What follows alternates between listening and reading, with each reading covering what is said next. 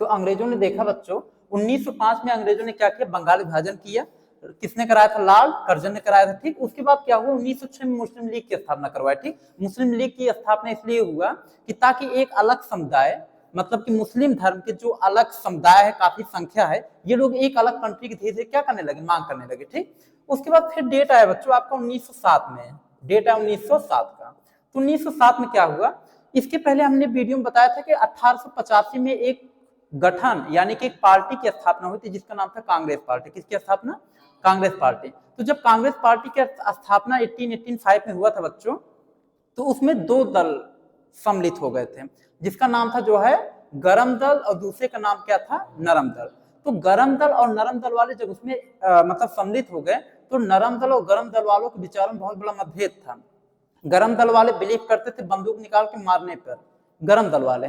नरम दल की विचार ये था कि भाई हम सत्य और अहिंसा के समर्थन में रहेंगे, हम जो है हिंसा का पालन नहीं करेंगे। महात्मा गांधी जी नरम दल वाले थे। ठीक, तो महात्मा गांधी जी जैसे बहुत सारे ऐसे लीडर थे जो नरम दल के थे, समझ के, बाल गंगाधर तिलक भी नरम दल के थे। ठीक, मतलब ऐसे ऐसे बहुत सारे। अब गरम दल में कौन से, जैसे भगत सिंह, चंद्रशेखर आजाद, राम प्रसाद, ये सब गरम दल वाले थे, समझ गए। तो क्या था, दोनों के विचारों में मतभेद उत्पन्न हो गया। तो 1907 में कांग्रेस पार्टी दो भागों में बढ़ गई। ठीक, जिसे कहा गया कांग्रेस का विभाजन। क्या कहा गया, कांग्रेस का विभाजन। तो जो कांग्रेस का विभाजन हुआ बच्चों, कब हुआ, कांग्रेस का विभाजन 1907 में हुआ था। ठीक ना। उसके बाद जब कांग्रेस का विभाजन 1907 में हुआ, तो डेट आता है बच्चों अब आपका जो अगला डेट आता है वह 1908 का डेट आता है। कब का डेट, 1908 में। एक आपके क्रांतिकारी थे जिनका नाम था खुदीराम बोस। क्या नाम था, खुदीराम बोस। और एक थे प्रफुल्ल चाकी। इन लोगों को रहा नहीं जा रहा था, ये लोग गरम दल के थे, एकदम लीडर थे। उस समय मुजफ्फरपुर के एक जज था जिसका नाम था किंग्स फोर्ट। ठीक ना। और उस दिन ऐसा सिचुएशन बना बच्चों कि वह जो है जिस कार से डेली आता था अपने कोर्ट में, उस दिन उस कार से जो है उसकी पत्नी और उसकी बेटी उस कार से जो है कहीं सफर करने के लिए निकले थे। और अचानक से शायद संजोग से ये लोग जो है किंग्स फोर्ट की गाड़ी को पहचानते थे कि यही किंग्स फोर्ट की गाड़ी है जज का। और जब वो जा रहा था ना, तो उसके गड़िए पे खुदीराम बोस जाकर बम फेंक दिए और ब्लास्ट कर गए। तो उसमें उसकी पत्नी और बेटी, मतलब उसकी पत्नी भी और उसके जो बेटी थे वो दोनों मर गए। उसके बाद हुआ क्या कि किंग्स फोर्ट को बता, किंग्स फोर्ट एकदम चिढ़ करके रह गया। और किंग्स फोर्ट ने क्या किया, खुदीराम बोस, प्रफुल्ल चाकी पकड़ कर ना खुदीराम बोस को जो है फांसी चढ़वा दिए। कहां चढ़वा दिए, फांसी पर। सबसे कम उम्र का बंदा था खुदीराम बोस की, उस समय उम्र था 13 साल। कितने साल का उम्र था, 13 साल। 13 साल की उम्र में उसको फांसी पर चढ़ा दिया गया। भारत में सबसे कम उम्र में फांसी की सजा पर जो चढ़ाया गया था उसका क्या नाम था, उस क्रांतिकारी का नाम खुदीराम बोस था। और प्रफुल्ल चाकी को जो है आजीवन कारावास का सजा मिला। उसके बाद क्या हुआ बच्चों कि 1908 में आपने देखा, यानी किंग्स फोर्ट की गाड़ी पर क्या हुआ, गाड़ी पर बम फेंका गया। ठीक ना, बम फेंका गया। और इसमें किसको फांसी की सजा मिला, खुदीराम बोस को। खुदीराम बोस को क्या मिला, फांसी की सजा। प्रफुल्ल चाकी को आजीवन कारावास मिल गया। ठीक ना। उसके बाद 1908 के बाद कौन सा डेट आता है बच्चों, देखिए 1908 के बाद जो डेट आता है 1911 का डेट आता है। कौन सा डेट, 1911। 1911 में क्या हुआ था बच्चों, 1911 में एक उस समय जो है इंग्लैंड के एक सम्राट थे, उनका नाम था जॉर्ज पंचम। क्या नाम था, जॉर्ज पंचम। और उसकी पत्नी का नाम था मैरी। क्या नाम था, मैरी। तो जॉर्ज पंचम और मैरी उस समय जो है दिल्ली आने वाले थे। ठीक ना। उस समय जॉर्ज पंचम और मैरी के स्वागत के लिए दिल्ली में एक भव्य दरबार का आयोजन किया गया था। किस दरबार का, भव्य दरबार का, जिसका नाम रखा गया था दिल्ली दरबार। क्या नाम रखा गया था, दिल्ली दरबार। तो 1911 में बच्चों एक दिल्ली दरबार का आयोजन किया गया था, एक दिल्ली दरबार का आयोजन किया गया था। इस दिल्ली दरबार में क्या हुआ था, तीन चार कंडीशन को जो है यहाँ पे डिक्लेयर किया गया था। जैसे जब जॉर्ज पंचम जो है आपके भारत में आए, तो उन्होंने क्या किया कि उस समय जो है भारत की जो कैपिटल थी, राजधानी थी ना, कोलकाता था। क्या था, कोलकाता। तो वो जब आए थे ना, 3-4 चीज का डिसीजन कराए थे कि भारत की कैपिटल जो कोलकाता था उसको दिल्ली स्थानांतरित करवाए थे। कहाँ करवाए थे, दिल्ली। यानी कि जो कैपिटल है भारत का वो कोलकाता से कहां चला गया, दिल्ली। ठीक, दिल्ली चला गया, ये डिक्लेयर किया गया। दूसरी चीज ये है कि जब बंगाल विभाजन हुआ था तो हमारे बहुत सारे क्रांतिकारियों ने, हमारे कई सारे लीडरशिप के लोगों ने बंगाल विभाजन का बहुत कड़ा विरोध किया था, समझ गए। महात्मा गांधी हो गए, बाल गंगाधर तिलक हो गए, ये ब्योमेश चंद्र बनर्जी हो गए, ऐसे ऐसे करके कई सारे लीडर ऐसे थे जिन्होंने बहुत विरोध किया था कि बंगाल विभाजन क्या किया जाए, रद्द किया जाए। क्या किया जाए? रद्द। तो उसके लिए 1911 में जब ये दिल्ली दरबार का जब आयोजन हुआ, जब ये मैरी और इंग्लैंड के सम्राट जो थे जॉर्ज पंचम जब आए थे, इन्होंने कहा कि बंगाल विभाजन को रद्द किया जाए। क्या किया जाए? बंगाल विभाजन रद्द कर देना चाहिए। बंगाल विभाजन रद्द कर दिया गया। ठीक, उसके बाद और भी चीजें हुआ। और चीज में क्या हुआ, जैसे उस समय जो बिहार एक अलग आज स्टेट है, पहले बिहार अलग नहीं था, पहले बंगाल में मिला हुआ था। तो इनके आने के बाद जो है इन्होंने एक डिसीजन और भी लिया था वहां पे कि बिहार को बंगाल से अलग किया। किसको अलग किया? बिहार को बंगाल से अलग कर दिया गया, यानी बिहार अलग बंगाल अलग। समझ गए कि नहीं? अब उसके बाद क्या हुआ, 1911 की डेट के बाद अगर बच्चों देखा जाए, 1911 के बाद क्या हुआ कि डेट आपका 1911 के बाद फिर धीरे धीरे चल करके आपका आता है 1919 का डेट आता है। कौन सा डेट? 1919 का डेट आता है। तो आप सभी को बच्चों पता है एक फेमस घटना है आपका 13 अप्रैल 1919 में क्या हुआ था? जलियांवाला बाग हत्याकांड हुआ था। क्या हुआ था? जलियांवाला बाग हत्याकांड हुआ था। जलियांवाला बाग हत्याकांड हुआ था। कब हुआ था? 13 अप्रैल 1919 को। किसने कराया था? जनरल डायर ने कराया था। ठीक, जनरल डायर को जनरल डायर को किसी ने सूचना दिया था उस समय। इसके बारे में अभी हम जो है बहुत एक्सप्लेन करके बताएंगे। अभी हम अलग से गांधी युग पढ़ाने वाले हैं 1-2 क्लास के बाद। तो जब गांधी युग पढ़ाएंगे एक्सप्लेन से बताएंगे। यहाँ पे केवल जनरली आपको ऐसे लिंक समझा दे रहे हैं इसके बारे में क्या था।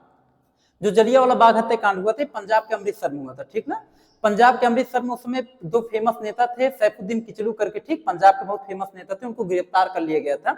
उसी के सेंस में बहुत हमारे जो मतलब की जनता थी, ये जो है जलियांवाले बाग में एक मीटिंग कर रहे थे बहुत बड़े पैमाने पे।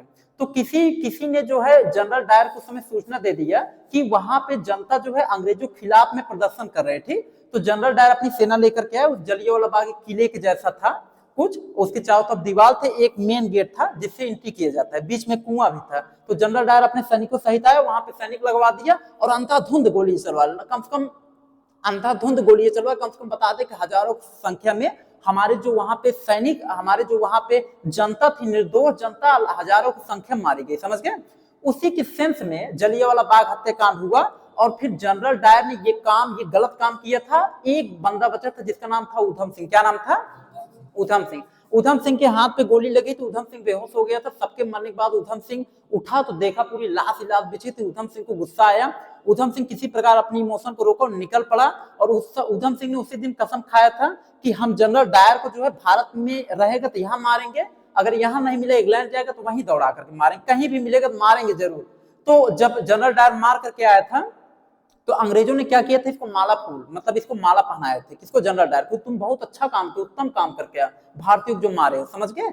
देखो अंग्रेज जो है तुम्हारे स्किन से, इंडियन की स्किन से नफरत करते हैं।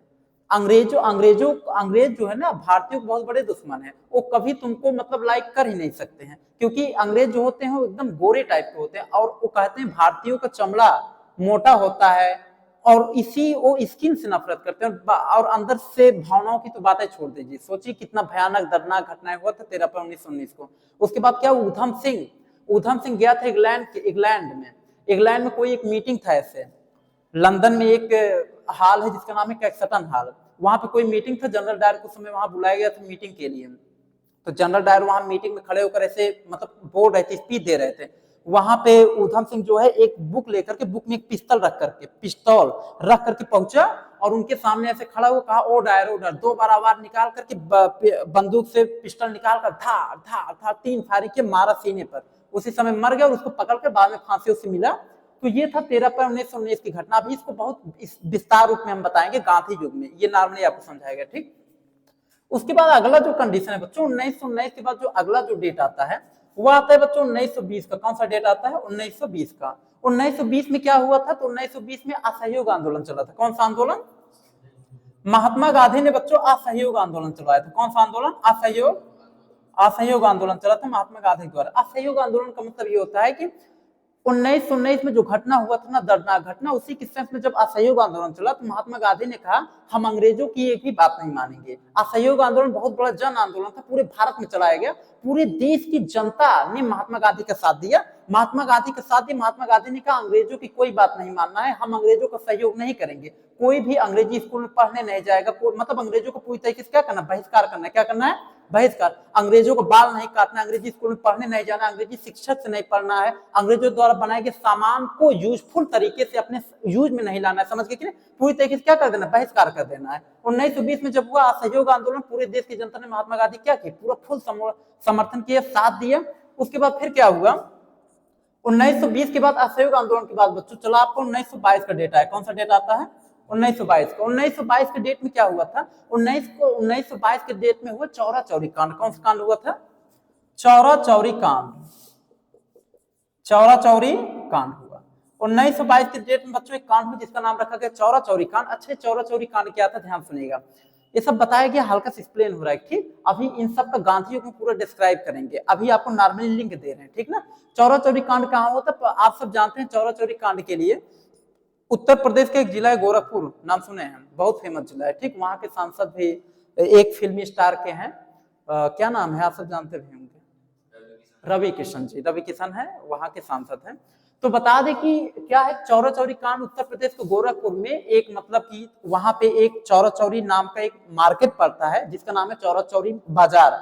वहां पे एक थाना था, पुलिस चौकी, जिसका नाम था चौरा चौरी थाना, समझ गए, वहां का एक थाना था। तो क्या हुआ, हमारे भारतीय जो अंग्रेजों के खिलाफ में प्रदर्शन करते हुए जा रहे थे, कुछ अंग्रेज आकर रोकने लगे, भारतीय गुस्से में थे। 1919 का इधर हुआ था जलियांवाला बाग हत्याकांड, तो इन सब का आक्रोश भारतीयों के मन में था। भारतीय जो है कूद पड़े एकदम, भारतीय लगे पीटने, अंग्रेजों को मारने लगे, और मारने लगे, फिर तेल और छिड़कर पूरा पूरी चौकी जला दिए, समझ गए।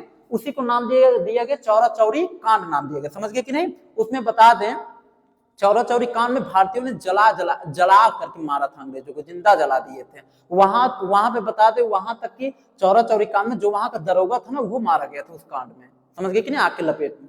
तो 1922 में जब चौरा चौरी कांड हुआ, तो जो चौरा चौरी कांड था ना, ये हिंसा का समर्थन था, हिंसा, इसमें हिंसा भड़क गया। तो महात्मा गांधी जी अहिंसक पुजारी थे, महात्मा गांधी जी असहयोग आंदोलन चलाए थे, देश की जनता इनका साथ दी थी। महात्मा गांधी जी गुस्सा लगा, महात्मा गांधी जी ने सोचा ये लोग हमारे गरम दल वाले हमारे कहने में है नहीं, गरम दल वाले चौरा चौरी कांड कर दी। महात्मा गांधी जी ने जो है, महात्मा गांधी जी निराश होकर के 1922 में असहयोग आंदोलन को वापस ले लिए। क्या ले लिए, असहयोग आंदोलन अपना वापस ले, कब लिए, 1922 में। क्यों लिए, चौरा चौरी कांड हो गया, हिंसा हो गया, और वो हिंसक समर्थन नहीं थे, कोई दिक्कत।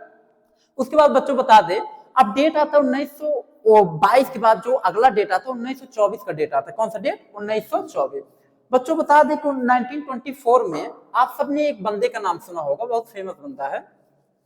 अच्छा, आप सभी लोगों ने सचिंद्र सयाल का नाम सुना है कि नहीं, कभी हिस्ट्री में कहें, सचिंद्र सयाल। देखिए 1924 का एक डेट आता है बच्चों, 1924 में एक थे सचिंद्र सयाल, उनका नाम था।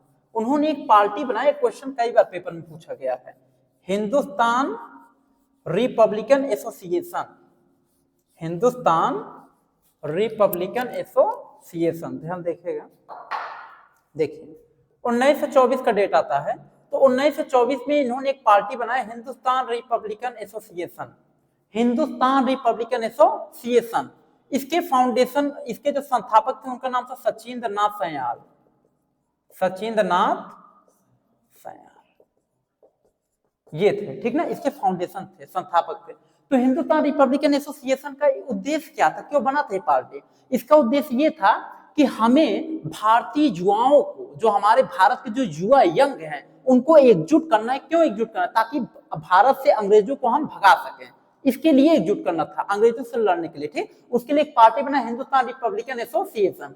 उसके बाद बच्चों बता दें 1925 का डेट आता है, 1925 में, 1925 में एक बहुत फेमस कांड हुआ जिसका नाम रखा गया काकोरी कांड। क्या नाम रखा गया, काकोरी कांड, काकोरी कांड, ये नाम, ये बहुत फेमस घटना है काकोरी कांड, जानते रहेगा। देखिए इसका पूरा डेट लिख देते हैं 1925 का, मतलब ये जो हुआ था आपका लगभग 9 अगस्त 1925 में हुआ था, ठीक, काकोरी कांड, जानते रहेगा। तो काकोरी कांड 9 अगस्त 1925 को आपका काकोरी कांड हुआ। ये कहाँ हुआ था उसको जानते, बहुत फेमस घटना है। इसमें क्या हुआ था, काकोरी कांड में क्या होता बच्चों कि लखनऊ में एक जगह है काकोरी, लखनऊ। उत्तर प्रदेश की कैपिटल है, राजधानी है लखनऊ। लखनऊ में एक जगह क्या है, काकोरी है। क्या है, काकोरी। काकोरी से एक ट्रेन जा रहा था, एक ट्रेन, और वो ट्रेन जो है पैसों से एकदम लदा था, मतलब उसमें खजाना अंग्रेजों का जा रहा था। उस ट्रेन से अंग्रेजों का क्या जा रहा था, खजाना जा रहा था। तो हमारे कुछ क्रांतिकारियों में नाम है जैसे राम प्रसाद बिस्मिल, चंद्रशेखर आजाद, राजेंद्र लाहिड़ी। समझ गए, हमारे ये क्रांतिकारी राम प्रसाद बिस्मिल, चंद्रशेखर आजाद, राजेंद्र लाहिड़ी, रोशन सिंह, ये सब क्रांतिकारी हैं। इन क्रांतिकारियों ने मिल करके क्या किया, काकोरी में उस खजाने को लूट लिया। क्या किया, लूट लिया। अच्छा, लूटे क्यों थे, इनका लूटने का उद्देश्य ये था कि खजाना लूट लो, खजाना लूट करके उस खजाने से, उस पैसे से हम हथियार खरीदेंगे अंग्रेजों से युद्ध करने के लिए, अंग्रेजों को मारने के लिए। समझ गए कि नहीं, इनके पास पैसा नहीं था खरीदने के लिए, ये लोग क्या कि लूट लिए खजानों में। और जब खजाना लूट लिए, उसको नाम दिया गया, काकोरी में लूटपाट हुई, उसका नाम क्या पड़ गया, काकोरी कांड पड़ा। क्या पड़ा, काकोरी कांड पड़ा। और जब काकोरी कांड की घटना हुआ 1925 में बच्चों, बता दें, फिर उसके बाद देखो कोई कांड होता है यहाँ पे, जैसे नॉर्मली कोई कांड अभी हो जाए तो ऐसा नहीं कि ब्रिटिश जो होते, जो अंग्रेज होते हैं, यहाँ की आज के समय में यहाँ की जो गवर्नमेंट, अगर कोई कांड हो जाए तो उस पर छानबीन होगी, भाई इन्वेस्टिगेशन होता है, कौन किया कौन नहीं किया। उस समय इतना बड़ा मतलब कि कांड हो गया तो अंग्रेजों ने चेक किया, मतलब उसका निरीक्षण करना शुरू किया, कहाँ कैसे ये घटना कैसे हुआ, जो है किसने कराया। तो बाद में जो है देखो, चंद्रशेखर आजाद थे, राम प्रसाद बिस्मिल थे, राजेंद्र लाहिड़ी थे, रोशन सिंह थे। इसमें से केवल चंद्रशेखर आजाद को छोड़कर बाकी सब पकड़े गए, सब पकड़े गए थे। राम प्रसाद बिस्मिल पकड़े गए, रोशन सिंह पकड़े गए, और उसके बाद राजेंद्र लाहिड़ी पकड़े गए, ये सब पकड़े गए। और इन सबको पकड़कर क्या हुआ पता है, अंग्रेजों ने फांसी की सजा सुना दी, इनको फांसी पर चढ़ा दिया गया। चंद्रशेखर आजाद को आप सब जानते हैं कि नहीं, बहुत फेमस इंसान है। चंद्रशेखर आजाद का कहना था, हमारे जीते जी अंग्रेज कभी हमें छू भी, मतलब टच भी नहीं कर सकते, हमें हमारे जीते जी। इनका बहुत फेमस डायलॉग था, और ये हमेशा रखे रहते थे एकदम वीआईपी। भाई साहब एकदम मतलब बिंदास व्यक्ति था, ये रखा रहता था हमेशा एकदम। इनका देखोगे, उनका फिगर देखिए, एक पिस्टल रखे रहते थे और एक पट्टा, गोलीदार पट्टा वाला पूरा सीन, और एकदम बिंदास व्यक्ति थे, भरे रहते थे हमेशा। कोई अंग्रेज आ जाए बोल दे तो जब तक ये है तो निकाल धार से पहले मारते थे। इनका एक उद्देश्य, मारो पहले, बात खत्म। अंग्रेजों बहुत दुश्मनी इनकी थी। तो चंद्रशेखर आजाद उसमें से भाग निकले थे, इनको अंग्रेज पकड़ भी नहीं पाए थे, और बाकी सब पकड़ा गए, सब मारे गए थे, मतलब सबको फांसी चढ़ गया, ये बच गए थे चंद्रशेखर आजाद। समझिए, बाद में ये भी जो है इलाहाबाद में एक पार्क है, अल्फ्रेड पार्क, चंद्रशेखर आजाद जी के बारे में बताएंगे। तो बाद में अंग्रेज जो है वहां पे इनको घेर लेते हैं, तो भागने लगते हैं, तो बाद में अकेले रहते हैं, भागने लगते हैं, तो इनके पास जितनी गोली रहती है भर भर अंग्रेजों को शूट करते हैं। बाद में भागते हैं तो इलाहाबाद में एक पार्क के इन्हीं के नाम से बना, अल्फ्रेड पार्क। उस समय अल्फ्रेड में एक बहुत विशाल का ऐसे पीपल या बरगद का पेड़ था, तो वहीं जाकर ढूक करके ऐसे अंग्रेजों को शूट करते थे। और शूट करते करते जब इनके पास एक लास्ट गोली बचा, तो इन्होंने लास्ट गोली भरकर खुद को शूट कर लिया, क्योंकि इनका कहना था हमारे जीते जी कभी अंग्रेज हमें टच नहीं कर सकते। जब इन्होंने खुद को शूट कर लिया तो मर गए थे। अरे अंग्रेज सरकार इनको पकड़ने के लिए अंग्रेज सरकार ने एक बोली लगाया था। अंग्रेज सरकार ने कहा कि अगर जो चंद्रशेखर आजाद को जो जिंदा या मुर्दा पकड़ेगा, उसको 30, मतलब उस समय का 30,000 रुपए रखा गया था, इनको जिंदा मुर्दा पकड़ने के इनाम रखा गया था चंद्रशेखर आजाद को। इतने बड़े क्रांतिकारी थे। और अंग्रेज जो है इसी के लिए इनको दौड़ा लिए थे, चाहे जिंदा पकड़ेंगे चाहे मुर्दा पकड़ेंगे। और इनका एक फेमस था कि हमें जीते जी तो कोई नहीं पकड़ सकता, अंग्रेज तो हमें टच नहीं कर सकते, हमारे जीते जी, मरने के बाद भले चाहे कुछ कर लें। तो वही मतलब लास्ट में जब एक गोली बची थी तो इन्होंने अपने खोपड़ी मार लिया, कहें कि हमारे जीते जीत नहीं पकड़ सकते, मरने के बाद अलग बात हो। तो वही फिर उसके बाद अल्फ्रेड पार्क में शहीद हो गए थे। तो ये समझ में आ रहा है कि नहीं काकोरी कांड कब हुआ था, किस लिए हुआ था, ठीक, खजाना लूटने के लिए। अच्छा, काकोरी कांड होने के बाद क्या घटना हुआ बच्चों, इसके आगे देखते हैं। अब देखिए 1925 में जब आपका काकोरी कांड की घटना हुआ, तो बच्चों अब डेट आता है आपका 1928 का। कौन सा डेट आता है, 1928 का। अब 1928 में क्या हो, ध्यान सुनिए, 1928 में क्या होता है बच्चों, भगत सिंह को सब लोग जानते हैं। भगत सिंह ने एक पार्टी बनाया था, उसका नाम रखा था, ध्यान सुनिएगा, बहुत फेमस पार्टी बच्चों, हिंदुस्तान सोशलिस्ट रिपब्लिकन एसोसिएशन। ध्यान देखिएगा, दोनों में डिफरेंट है। ये हिंदुस्तान रिपब्लिकन एसोसिएशन, ये हिंदुस्तान सोशलिस्ट रिपब्लिकन एसोसिएशन। ध्यान देखिए, ये जो रिपब्लिकन एसोसिएशन है ना, यही बाद में ट्रांसफर होकर के यही हिंदुस्तान सोशलिस्ट रिपब्लिकन बन गया। समझ गए ना। और इसके जो फाउंडर थे उनका नाम था भगत सिंह। क्या नाम था, भगत सिंह। इसकी स्थापना भगत सिंह ने किया था। ठीक, अच्छा, भगत सिंह ने एक और भी चीज की स्थापना किया था, नौजवान सभा। नौजवान सभा, नौजवान सभा की स्थापना किसने किया था? यही भगत सिंह ने किया था। ठीक, अच्छा बच्चों, एक चीज और भी बता दें, जो भगत सिंह नौजवान सभा ये सब पार्टी की स्थापना की, उसके बाद ये तो 1928 का। ठीक, अब आपको जस्ट इसके पहले एक बात बताएं, इसके जस्ट एक साल पहले 1927 में, ठीक, अंग्रेजों ने एक कमेटी बनाया था। जैसे 1919 में देखो जलियांवाला बाग हुआ, 1922 में जो है चौरा चौरी कांड हुआ, इन सबको ध्यान में रखते हुए अंग्रेजों ने एक पार्टी बनाया, मतलब अंग्रेजों पार्टी नहीं, अंग्रेजों ने जो है एक आयोग बनाया। क्या बनाया? आयोग। उस आयोग का नाम रखा साइमन कमीशन। क्या नाम रखा? साइमन कमीशन का जो फाउंडेशन हुआ था 1927 में हुआ था। कब हुआ था? 1927 में साइमन कमीशन का फाउंडेशन हुआ। जॉन साइमन अंग्रेज था, उसने ही फाउंडेशन किया था। ठीक, तो जॉन साइमन ने साइमन कमीशन का फाउंडेशन किया। साइमन कमीशन ने सब ब्रिटिश अधिकारी लेवल पे सब अंग्रेजों को भर्ती किया गया था, भारतीयों को भर्ती नहीं किया गया था। साइमन कमीशन बनाया क्यों गया था? इसलिए बनाया गया था, जो 1922 में चौरा चौरी कांड हुआ है, 1919 में जो जलियांवाला बाग हत्याकांड हुआ, इसके डेटा को, इसको निरीक्षण करने के लिए हुआ क्यों था, क्या रीजन था, इन सबको चर्चित करने के लिए, इन सबको समझने के लिए साइमन कमीशन का गठन किया गया। और साइमन कमीशन में हमारे भारतीयों की मांग थी कि साइमन कमीशन में हमारे मतलब कि हमारे भारतीयों को अधिकारी लेवल के पोस्ट दिया जाए। समझ गए? क्योंकि अगर 1919 में जलियांवाला बाग हत्याकांड हुआ, 1922 में चौरा चौरी कांड हुआ, तो इन सब कांडों को बहुत प्रॉपर तरीके से, सीक्वेंस तरीके से, हमारे भारतीयों को जितना गहराई से अनुभव है उतना अंग्रेजों को अनुभव है। अंग्रेज तो मार के चले गए, समझ गए? तो मतलब हमारे भारतीयों को कहना था कि हमारे भारतीयों को भी अधिकारी लेवल में साइमन कमीशन में जगह मिलनी चाहिए। और अंग्रेजों ने क्या किया पता है? अंग्रेजों किसी भारतीय को जगह नहीं दिए थे अधिकारी लेवल में। अधिकारी लेवल में जो इसकी जांच पड़ताल के लिए जो आयोग बनाया गया था, उसमें सब किसको रखा गया था? अंग्रेजों को रखा गया था। और ये साइमन कमीशन बना 1927 में। ये एक साल बाद 1928 में, 1928 में आपके भारत में क्या आया बच्चों? 1928 में आपके भारत में साइमन कमीशन आया था। क्या आया था? Simon commission.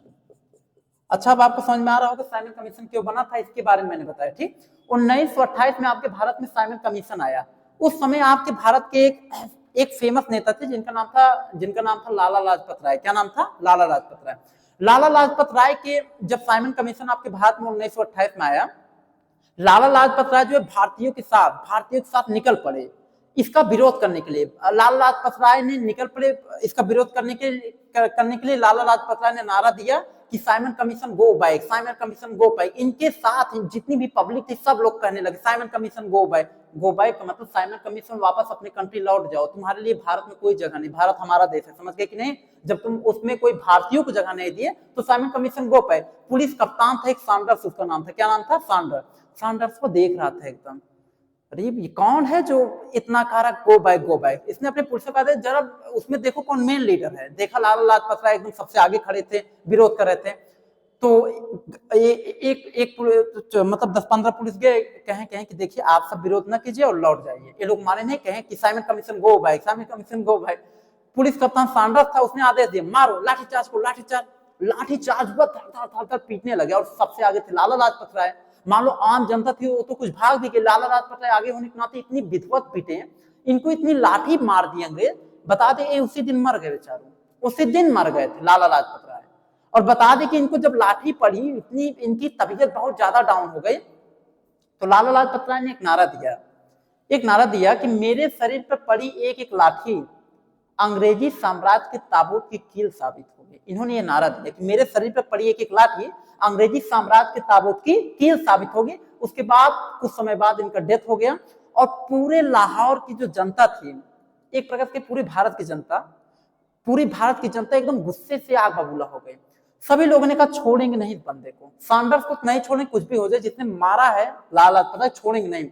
उस समय भगत सिंह, सुखदेव, राजगुरु, बटुकेश्वर दत्त, इन सभी लोगों ने मिलकर सैंडर्स को गोली से उसकी हत्या कर दी, मार करके गोली से हत्या। समझ गए?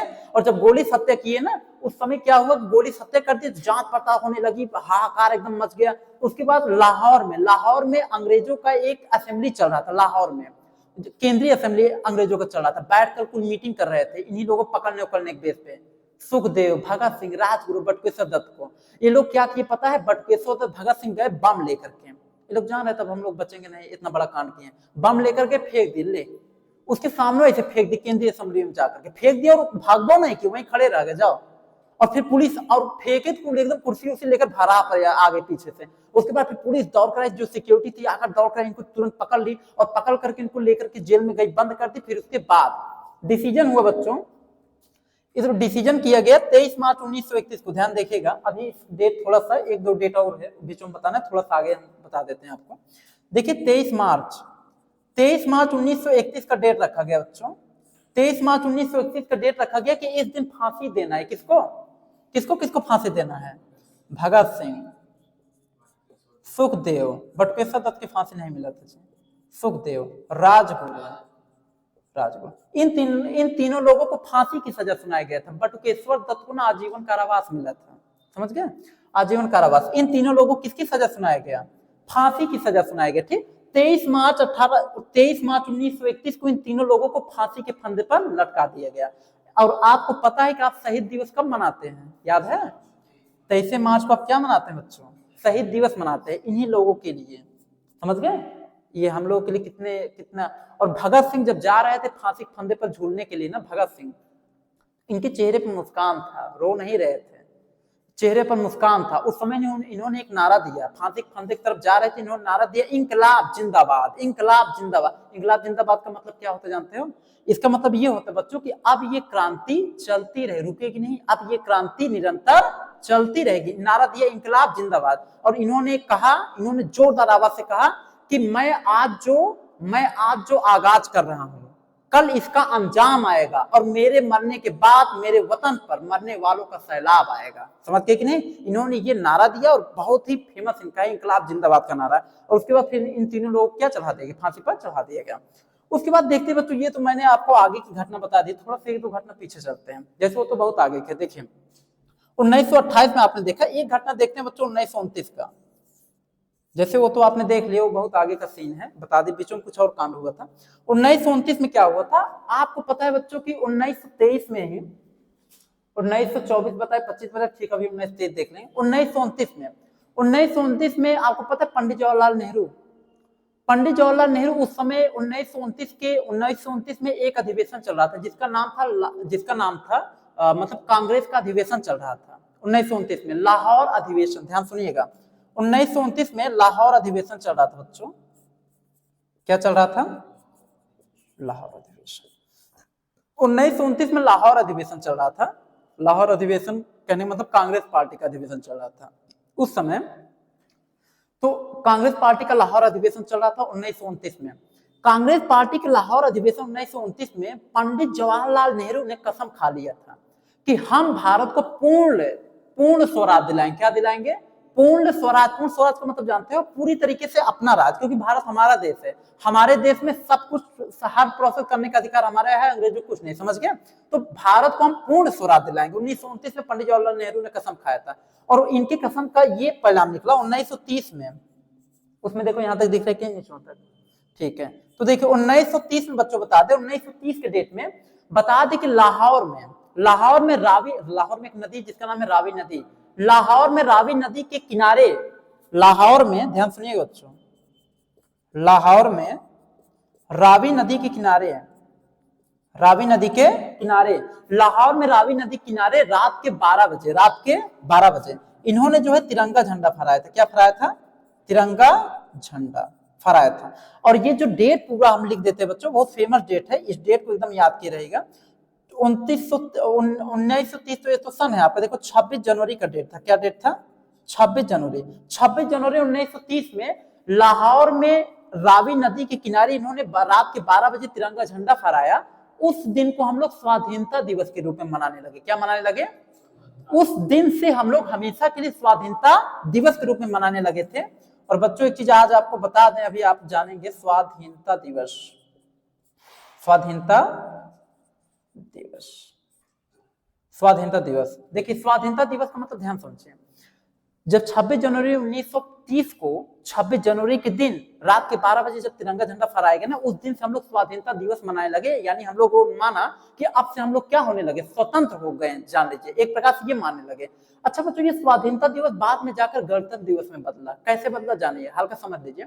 जब भारत आजाद हुआ 15 अगस्त 1947 को, ठीक ना, और भारत का कॉन्स्टिट्यूशन अंबेडकर साहब द्वारा जब कॉन्स्टिट्यूशन बना 26 जनवरी 1950 को जब संविधान पूरे भारत पर लागू कर दिया गया, उसके बाद जब संविधान, देखिए संविधान को 26 जनवरी के दिन लागू किया गया था।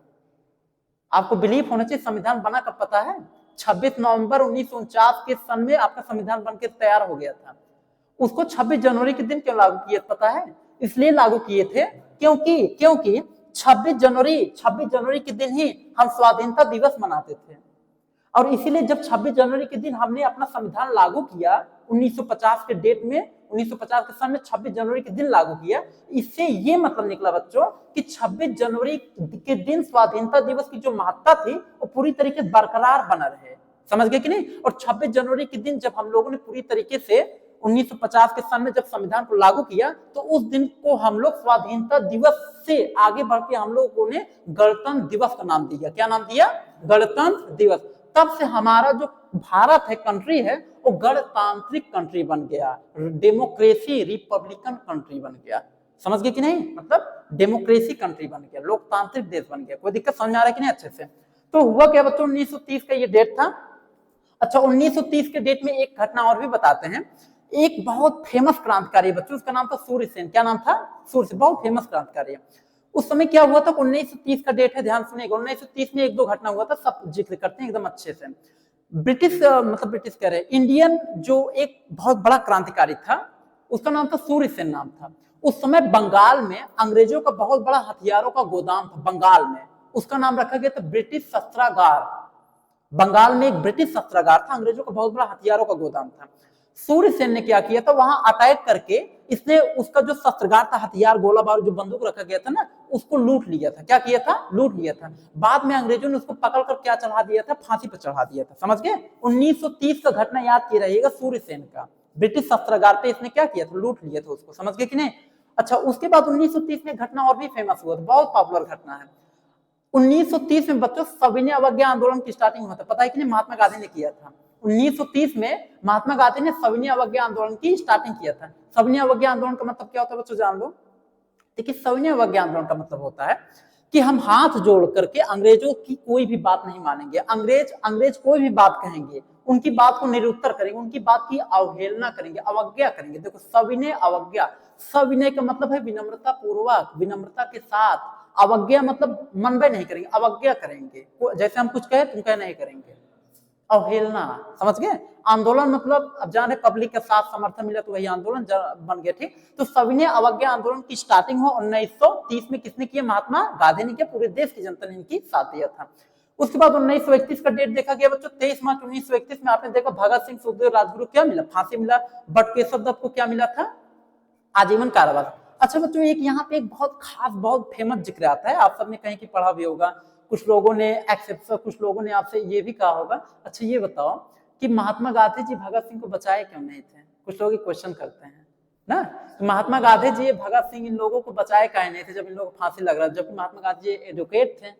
ठीक ना? तो रीजन ये था बच्चों कि देखिए, महात्मा गांधी जी बचाने का पूरा प्रयास किए थे।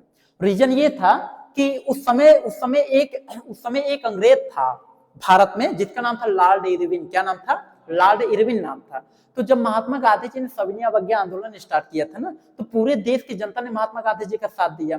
तो अंग्रेज महात्मा गांधी जी के एक बहुत फेमस पावर से डरते थे। फेमस पावर से, महात्मा गांधी जी के एक फेमस पावर ये था ना, जब भी कोई आंदोलन करते थे उसमें पूरे देश की जनता इनके साथ खड़ी हो जाते थे। अंग्रेज इसी से डरते थे। और जब इन्होंने सविनय अवज्ञा आंदोलन स्टार्ट किया ना, पूरे देश की जनता इनकी साथ दी। तो उस समय इरविन था, यहाँ का वायसराय वगैरह मेन था भारत का। तो उसने देखा कि यार ये तो बहुत गड़बड़, फिर महात्मा गांधी जी कर दिए, फिर ये स्टार्ट कर दिया आंदोलन। तो उसने सोचा कि काम करे, इनसे कौन समझौता करें और ये आंदोलन इनका रुकवा दें। तो उस समय उसने क्या किया था, इरविन ने गांधी जी से एक समझौता 1931 में किया था, जिसका नाम रखा गया था गांधी इरविन समझौता। ठीक, उसको इंग्लिश में कहते हैं गांधी इरविन पैक्ट। समझ गए ना? गांधी इरविन समझौता किया। तो उस समझौते में उसने क्या किया था, देखिए गांधी जी ने कहा, देखिए भाई साहब, हम समझौता एक चीज पे करेंगे। कहा किस चीज पे? कहें कि देखिए, जो इन लोगों को बंदी बनाया गया ना, भगत सिंह, सुखदेव, राजगुरु को जो बंदी बनाया गया ना, इनको आपको छोड़ना पड़ेगा। तो उस समय उसने एक चालाकी की है, इरविन ने यही चालाकी की। उसने कहा, देखिए, आपके जितने भी क्रांतिकारी हमारे जेल में बंद हैं, उनको हम राजनीतिक तरीके से मुक्त कर सकते हैं, राजनीतिक तरीके से उन्हें मुक्त कर देंगे। महात्मा गांधी जी सोचिए तो कह रहा मुक्त करने के लिए, कर ही देगा मुक्त, छोड़ ही देगा, उसमें क्या दिक्कत है। महात्मा गांधी जी यही नहीं समझ पाए, उसने कहा हम राजनीतिक कैदियों को छोड़ेंगे। किसको छोड़ेंगे? राजनीतिक कैदियों को छोड़ेंगे। यही महात्मा गांधी नहीं समझ पाए, यही थोड़ा सा मिस कर गए। अब उनके दिमाग में उस समय आया ही नहीं कि मिस कर गए या किसी और चीज को सोच रहे थे, पता नहीं क्या हुआ, मिस कर गए यहीं पे एक चीज। और फिर बाद में क्या हुआ ना, एक जज था इसमें जो भगत सिंह सुखदेव इनको जो फांसी पर चढ़ाने का जो डिसीजन दिए थे ना, उसमें से बता दे कम से कम बता दे कि उसमें से 3-4 जजों की बेंच इनको ये डिसीजन दी थी। तो उसमें से एक जो है, एक हमारा भारतीय जज भी था, उसका नाम था हैदर खान। क्या नाम था? हैदर खान नाम था। हैदर खान भगत सिंह के पक्ष में था। हैदर खान ने कहा था भगत सिंह ने सैंडर्स को नहीं मारा है, वो मना कर दिया था, रिकॉर्डेड मना किया था, कहा भगत सिंह सैंडर्स को नहीं मारे हैं। और वो मतलब वो भगत सिंह के पक्ष में आ गया था, कह रहा था नहीं मारे। और पूरा प्लानिंग उसने पूरा जोर लगाया था भगत सिंह को फांसी न मिलने पाए। लेकिन क्या हुआ पता है, अरे यार अंग्रेजों पूरी मंशा थी तो वो कैसे मान जाते हैं। अंग्रेजों पूरे भारत पे सम्राट था, तो क्या करते वो एक लोग भारतीय रह करके उसमें से। लेकिन फिर क्या हुआ पता, अंग्रेजों ने इनको फांसी की सजा सुना। हैदर खान ने क्या किया पता है, हैदर खान आया, हैदर खान अपने पद से इस्तीफा दे दिया, मतलब अपना जज का पद छोड़ दिया, कहा कि हमें जज नहीं बनना है, समझ गए कि नहीं, जज का पद छोड़ दिया। उसके बाद 23 मार्च 1931 को फिर महात्मा गांधी, जब इनको फांसी सजा सुनाया गया इन तीनों को, तो महात्मा गांधी जी को जब सूचना मिली, महात्मा गांधी जी का होश हो गया। महात्मा गांधी जी इरविन से कहे कि ये बताओ इरविन, तुम कहे थे छोड़ने के लिए ना, तुम फांसी सजा सुनवा रहे हो। तो इरविन ने कहा कि अरे महात्मा गांधी जी, हम जो है हमने कहा था कि हम राजनीतिक कैदियों को छोड़ेंगे, इन पर तो आपराधिक मुकदमा लगा है। कौन सा मुकदमा है भाई? अपराध के तो आपराधिक मुकदमा लगा है, तो इनको थोड़े हम छोड़े। हम तो कहते राजनीतिक कैदियों को हम छोड़ेंगे ना, राजनीतिक जो कैदी उनको छोड़ दे रहे हैं, इन पर आपराधिक मुकदमा लगा है, इनको तो हम नहीं छोड़ सकते हैं। तो वही गांधी जी मिस कर गए, और लोग गांधी जी को अभी भी इसी के लिए कहते हैं, मतलब दोषी ठहराते हैं। अरे यार गांधी जी ऐसा हीरो था, गांधी जी के बारे में बता दें अभी तो आपको आगे चल के उन्हीं के एक युगे पढ़ाएंगे, 1-2 क्लास से आगे जस्ट पढ़ने वाले गांधी युग पढ़ोगे बच्चों, उसमें इतना विस्तार में आपको बताएंगे ना। आप सब बता दें, जितने भी बच्चे गांधी जी गाली वगैरह देते हैं, आप अगर उस बंदे के बारे में एक बार पूरा कंप्लीट पढ़ लेंगे ना, आप कहेंगे यार क्या दमदार व्यक्ति था वो, अपने लाइफ का रियल हीरो अगर देखा जाए वही था, गांधी जी ही। यार ब्रिटिश को अपने पैर पे झुका दिया था। वो उस समय अफ्रीका में, वहीं जब उनको ट्रेन से निकाला गया था महात्मा गांधी जी को, रंग भेद वगैरह सेंस पे, तो महात्मा गांधी जी वहां इतना बड़ा आंदोलन खड़ा करके दिखाया था ये ना, पूरा रेलवे डिपार्टमेंट को महात्मा गांधी जी के सामने जो है झुक जाना पड़ा। और भी इंग्लैंड में जाकर उसके नाम से केस किए थे, इंग्लैंड में अंग्रेजों की दुनिया में जाकर के, ऐसा बंदा था वो महात्मा गांधी जी। बता दे कि बहुत ये ऐसे, आपको पता है कि महात्मा गांधी जी कहाँ पढ़े पता है? महात्मा गांधी लंदन से पढ़े हैं, लंदन से पढ़े हैं, इंग्लैंड के राजधानी लंदन, वहां से जो है एडवोकेट की पढ़ाई करके आए थे, यहाँ बैरिस्टर कहे जाते थे। महात्मा गांधी जी के बारे में बच्चों बता दे हल्का सा कि महात्मा गांधी जब भारत में आकर देखे ना, इतनी गरीबी थी, इतनी समस्या थी आपके भारत में। महात्मा गांधी जी सोचे कि इतनी गरीबी, इतनी समस्या में हमारे देश की जनता खाने के लिए मर रही है, और हम सूट बूट अगर पहने रहेंगे तो लोगों के बीच में हम अजनबी कहलाएंगे, लोग सोचेंगे कि ये कौन है, हमें लोग पहचान नहीं पाएंगे। यार विदेशी फॉरेन कल्चर से जो पढ़ करके आए उसकी एक अलग ही क्वालिटी थी। महात्मा गांधी जी यही सब सोच करके ना, उन्होंने कहा नहीं, हमारे जैसे सब भारतीय रहते वैसे हम भी रहेंगे। उन्होंने क्या किया पता है, धोती और एक साफा ऐसे लपेट करके देखो एक चलते थे नॉर्मल तरीके से, कि हम भारत को आजाद कराएंगे, भारत को पहले उस कदम पे लाएंगे ताकि भारत सभी कंट्री के धीरे स्तर में आ सके। तो वो सब रियल हीरो थे, उनकी अलग कहानी थी। तो ये इतना समझ में आ गया कि नहीं? तो 1931 तक का डेट आज आपको इसमें एकदम क्लियर कराया गया, यहाँ तक समझ में आया। अब इसके आगे जो है, जैसे बच्चों आपका यहाँ तक बता दिया, अब इसके आगे जो घटना आता है ना, अब जैसे विदेशों में क्रांतिकारी आंदोलन स्टार्ट होता है, कितना समय हुआ लगभग, टाइमिंग देखेगा? अच्छा 4-3 हो रहा है, तो कुछ घटनाएं और बताते, 1-2 घटना बचा है, देख लीजिए। विदेशों में कुछ क्रांतिकारी घटनाएं, ठीक, अगला सब्जेक्ट कल चला देंगे, आप देख लीजिए थोड़ा सा 1-2 आज इसको कंप्लीट करा, ठीक। देखिए विदेशों में कुछ क्रांतिकारी घटनाएं हुई, तो विदेशों में जैसे कुछ क्रांतिकारी घटनाएं हुआ था बच्चों, जैसे उसमें एक आपके थे श्याम जी कृष्ण वर्मा, उनका थोड़ा देख लीजिए।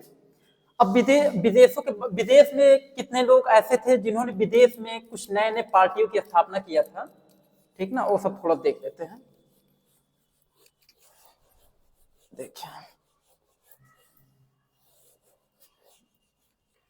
एक क्रांतिकारी थे, ध्यान सुनिएगा। देखिए वीडियो 40 मिनट का हो गया, चलिए इसके आगे आपका कल ही चला देते, ठीक ना, ब्रेक करते हैं।